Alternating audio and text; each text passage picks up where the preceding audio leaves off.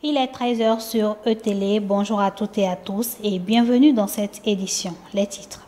Transmission à l'Assemblée nationale pour étude et vote du projet de loi modifiant et complétant la loi numéro 2001-09 du 21 juin 2002 portant exercice du droit de grève en République du Bénin, tel que modifié et complété par la loi numéro 2018-34 du 5 octobre 2018.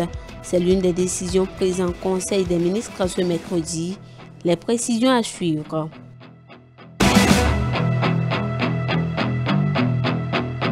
Visite ce mercredi du bureau de l'Union islamique du Bénin à la Cour constitutionnelle. La délégation a discuté avec le responsable de cette institution de la République. Dans ce journal, le point des échanges.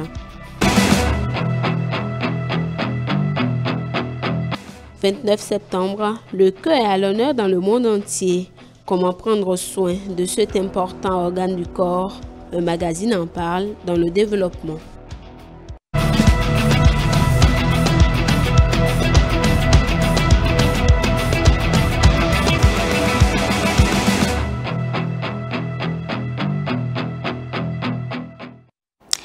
À nouveau, bonjour. Les membres du gouvernement étaient ce mercredi 28 septembre 2022 en Conseil des ministres. À l'issue de leurs échanges, plusieurs décisions ont été prises.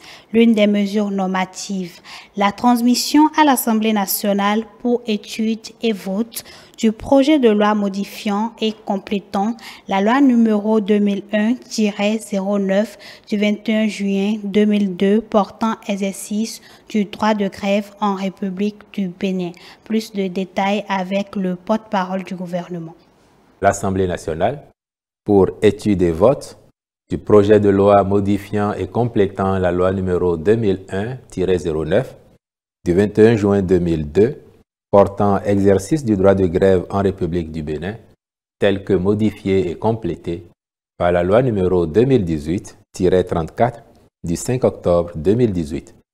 Cette modification de la loi est sollicitée en raison du contexte sécuritaire de plus en plus exigeant où la défense du territoire national et l'exercice des fonctions régaliennes de l'État commandent que certains secteurs d'activité soient en permanence mobilisés. Dans cette perspective, les dispositions du présent projet de loi visent à s'appliquer au secteur des transports aériens et maritimes ainsi qu'à celui des hydrocarbures.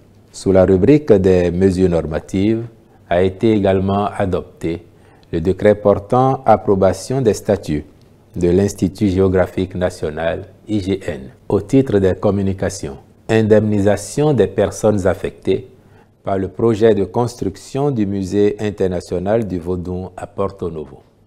Le site identifié pour la réalisation de ce projet, inscrit au programme d'action du gouvernement, est constitué, entre autres, d'un terrain se trouvant en bordure du boulevard reliant le pont de la lagune de Porto Novo à la place Bayol. Le démarrage des travaux étant imminent, les formalités administratives requises ainsi que les évaluations foncières et immobilières ont été accomplies aux fins d'identifier les personnes affectées par le projet et susceptibles d'être indemnisées. Le gouvernement a également décidé de la réalisation des travaux de construction du nouveau palais du roi de Niki et de la reine de la Gani. On reste avec Wilfried Liang Mbedji pour plus de précisions.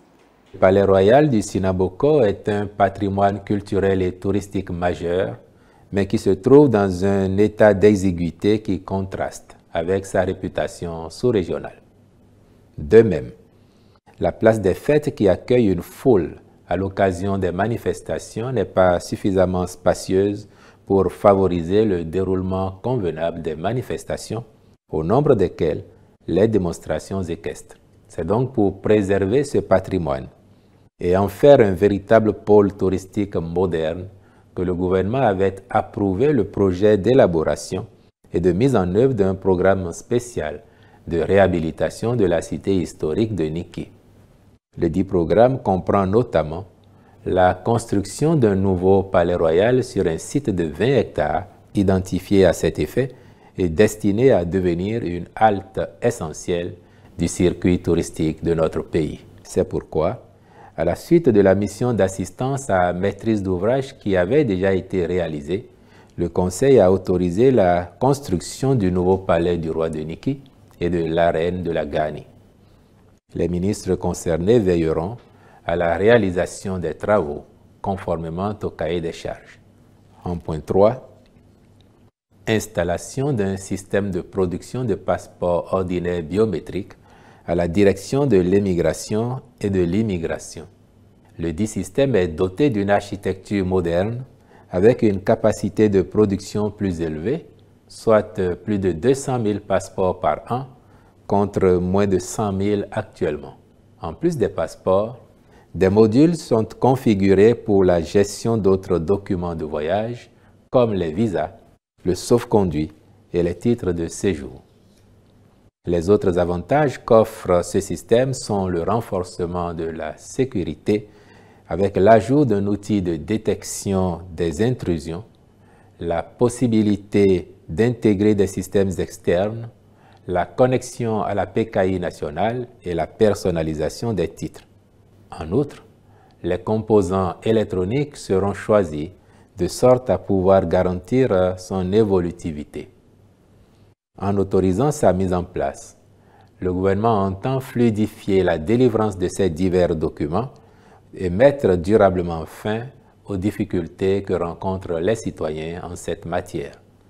Les ministres concernés veilleront à la bonne exécution des termes du contrat avec le partenaire retenu. On l'annonçait en titre. Une délégation du nouveau bureau de l'Union islamique du Bénin a été reçue en audience par le président de la Cour constitutionnelle. C'était ce mercredi 28 septembre 2022 au siège de l'institution. Cette visite de courtoisie a été assez fructueuse et a permis aux membres de l'association de discuter sur certains sujets avec le président et de recevoir des conseils en retour. Dans l'extrait qui va suivre, vous allez entendre de quoi il s'est agi au cours de cette rencontre. Oui, par exemple, les heures de prière du vendredi, nous savons que la reprise des travaux ou des activités au niveau du pays, c'est à partir de 14 heures. Et donc, les prières de vendredi, par exemple, doivent pouvoir finir déjà à 13h30 pour permettre aux fonctionnaires musulmans de rejoindre leur lieu de travail. Mais il y a quand même, bien que l'Union islamique ait pris la décision pour accompagner cette décision de nos autorités, il y a des mosquées qui entraînent encore le pas. Donc le président a voulu que nous fassions, que l'Union islamique fasse l'effort de sensibiliser, de mobiliser, parce que c'est pour le bien-être de tout le monde. Si le travail est bien fait dans le pays, tout le monde s'en réjouit. Il a voulu que l'Union islamique travaille pour que ces décisions soient bien appliquées au niveau de la base. La vision, c'est la continuité. Et le bureau de l'Union islamique du Bénin, comme je le dis, nos présidents sont connus sur près de 30 ans. Et donc, maintenant, c'est le tour de la ville de Boycon pour le compte du Zou. Et 5 ans après, ça va être le tour de la Donga et de Djougou pour le compte de la Donga. Après, ça va être le tour de la ville de Parakou pour le compte du Borgou et ainsi de suite. Et donc, cette stabilité, cette continuité, il y a une équipe qui travaille pour, juste pour permettre à la communauté musulmane de participer également au développement de notre pays. Organe essentiel du corps humain, le cœur est un muscle qui a pour fonction de faire circuler le sang dans l'organisme, agissant comme une pompe par des contractions rythmiques. En cette journée du 29 septembre qui lui est dédiée, la rédaction s'est intéressée au sujet que comprendre du cœur et comment y prendre soin. Dans le magazine qui va suivre, vous allez signé Sir Tossa et Prudence Koussouron. Vous allez en savoir un peu plus. Le cœur est un muscle creux qui pompe et refoule le sang. Disons que le cœur est le moteur de l'organisme. Sans le cœur, il n'y a pas de vie. Pas de vie, Sans le cœur, martèle Dr Muriel Nkponou, cardiologue en service au Centre national hospitalier et universitaire Hubert Kotukumaga de Cotonou. Le cœur, situé dans la cage thoracique aux 2 tiers gauche, mesure une quinzaine de centimètres et pèse de 300 à 350 grammes. On dit qu'il est environ 1,5 fois plus gros que le poing fermé. Le cœur est composé de 2 moitiés indépendantes nommées cœur gauche et cœur droit, chacune composée d'une oreillette et d'un ventricule. L'oreillette droite reçoit le sang veineux appauvri en oxygène après son passage à travers le corps grâce à 3 veines, la veine cave supérieure, la veine cave inférieure et le sinus coronaire. Le sang est alors envoyé vers le ventricule droit qui a pour rôle d'envoyer ensuite le sang vers l'artère pulmonaire et vers les poumons où il sera réoxygéné. Le cœur donc, plus qu'un organe essentiel dans l'organisme, il est le moteur. Le cœur comporte 3 parties. Une partie qui est une couche qu'on appelle, disons, de l'intérieur vers l'extérieur, l'endocarde, le myocarde et le péricarde qui est la tunique qui protège un peu le cœur à l'extérieur. Lorsque l'une de ces couches est endommagée pour une raison ou une autre, le cœur peut tomber malade. On peut avoir une infection de la tunique extérieure protectrice du cœur que j'ai appelé le péricarde, ce qui va donner des péricardites. Des infections peuvent être responsables d'une péricardite et dans ce cas, vous pouvez avoir du liquide dans cette tunique-là qui peut être important ou non et entraîner donc des symptômes chez le patient. Vous pouvez avoir également une maladie du muscle cardiaque parce que soit le muscle fonctionne trop pour une raison ou une autre, par exemple dans l'hypertension artérielle, le cœur il travaille trop et lorsque l'hypertension artérielle n'est pas traitée, le cœur présente des anomalies qui vont finir par altérer son fonctionnement et donner à la longue, si rien n'est fait, ce qu'on appelle le gros cœur. C'est-à-dire qu'à ce moment-là, le cœur n'a plus la force de pomper et d'aspirer le sang et de jouer donc son rôle de moteur de la vie. On peut avoir également des maladies au niveau de la couche la plus interne, donc au niveau de l'endocarde. Selon Dr Muriel Nkponou, certaines de ces situations appellent à la chirurgie cardiaque, qui est un moyen de réparation du cœur. Au Bénin, le ministère de la Santé, avec l'appui de ses partenaires, organise des missions gratuites de chirurgie cardiaque à cœur ouvert. Et les bénéficiaires de cette opportunité offerte par le gouvernement du Bénin sont les patients référés au CNHU HKM par un médecin et présentant une pathologie cardiovasculaire ayant une indication chirurgicale. Mais que faut-il faire pour prendre soin de son cœur afin d'éviter des maladies? Dr Muriel Nkponou conseille. Prendre soin de son cœur, c'est avoir une bonne alimentation équilibrée, faible en graisse, riche en fruits et légumes, avoir une alimentation pauvre en sucre et en sel, c'est important pour maintenir la santé du cœur, faire de l'activité physique régulière, c'est-à-dire environ 30 minutes de sport. La simple marche rapide suffit. 30 minutes tous les jours, par semaine. Éviter le stress, parce que tout ça c'est nocif pour le cœur. Et je crois que pour quelqu'un qui essaie de respecter ces règles, les maladies du cœur peuvent être loin. L'autre façon de protéger son cœur, c'est d'éviter les infections. C'est d'éviter de bien traiter les infections, mais lorsqu'elles surviennent, il faut bien les traiter parce qu'il y a des microbes qui aiment se greffer sur le cœur. Une alimentation équilibrée associée à une activité physique régulière est une source réelle de plaisir et de bien-être, a rappelé Dr Muriel Nkponou. Maintenir son cœur en bon état, c'est d'abord connaître son cœur, mais aussi cela implique une responsabilité personnelle, dira les spécialistes en santé cardiaque.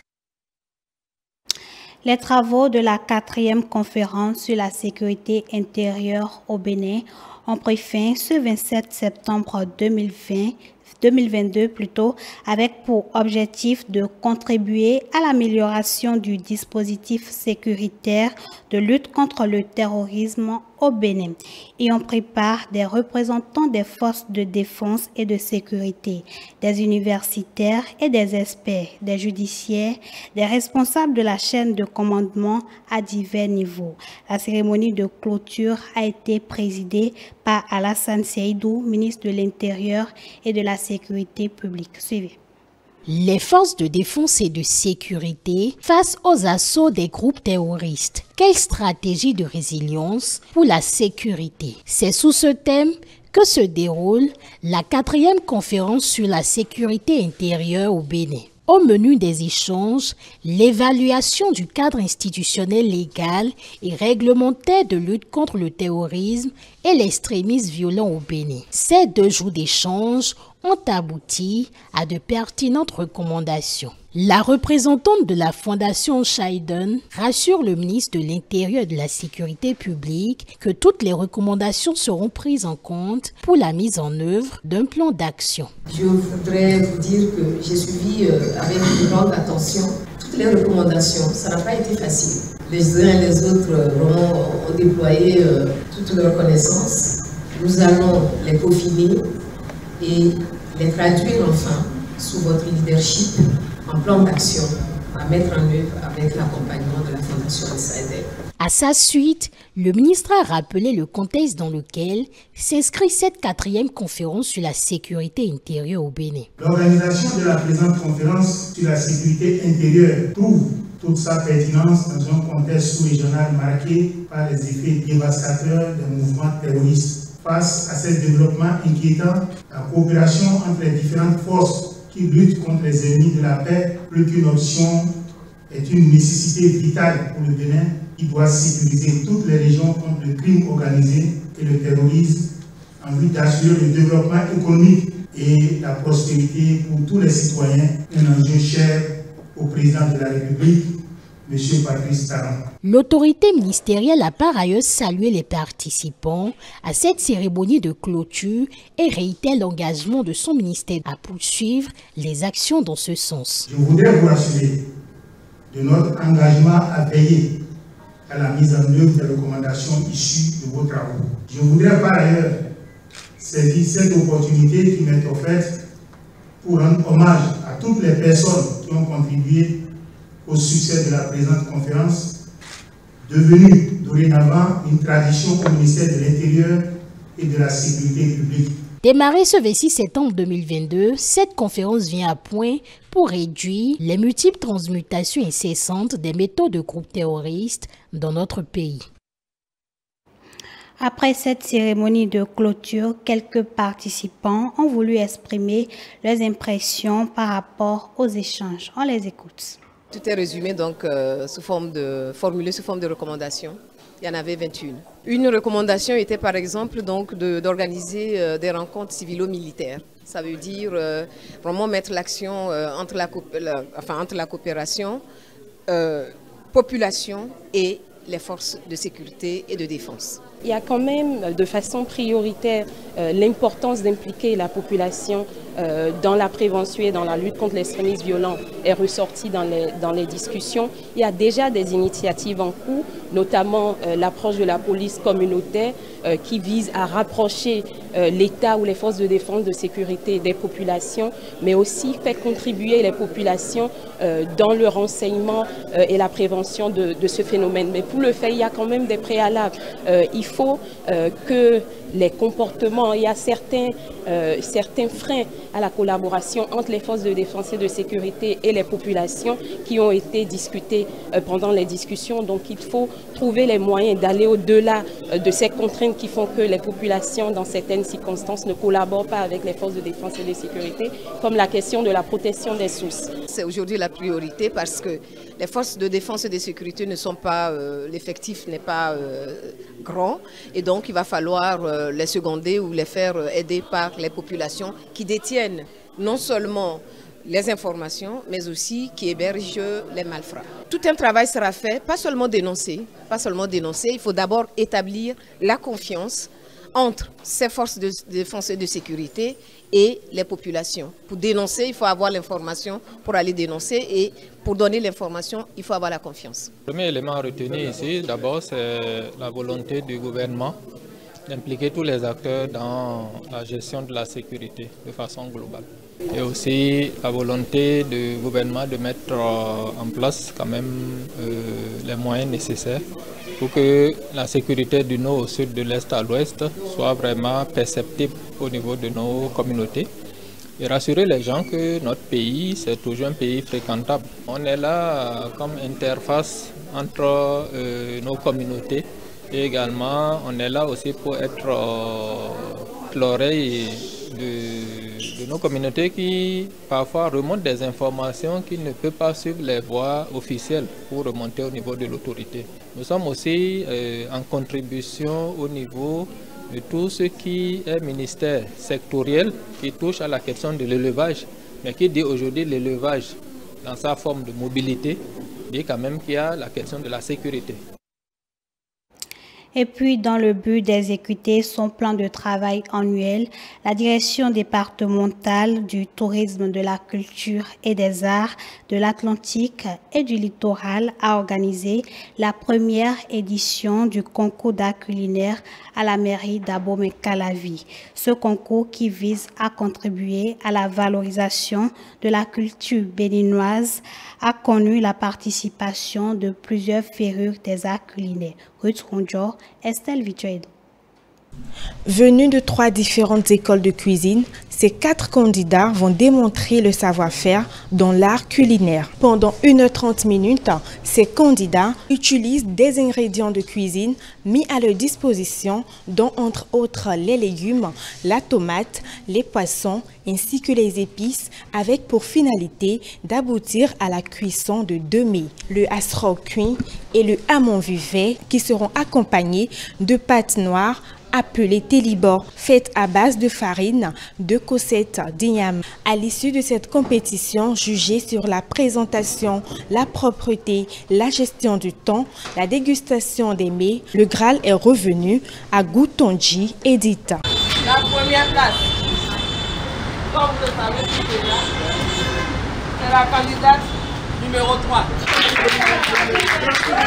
Le but de l'organisation de cette compétition est de valoriser la gastronomie béninoise, nous confie le directeur départemental du tourisme, de la culture et des arts de l'Atlantique et du littoral. Quand je vais à des ateliers, souvent tout ce qui concerne la culture, on n'épargne pas la restauration. Et nous, étant chargés du volet de l'art, nous nous sommes dit qu'il faut nécessairement valoriser notre culture. Si vous permettez le terme en ce qui concerne l'art culinaire. C'est la raison pour laquelle nous avons organisé ce concours. Émue de cette distinction, la lauréate qui repart avec une bouteille de gaz et une enveloppe financière s'exprime. Pour vous dire la vérité, je suis vraiment contente de participer à ce concours parce que spécialement c'était une surprise pour moi que mon fondé m'a fait. Je ne m'attendais même pas à me présenter ici aujourd'hui.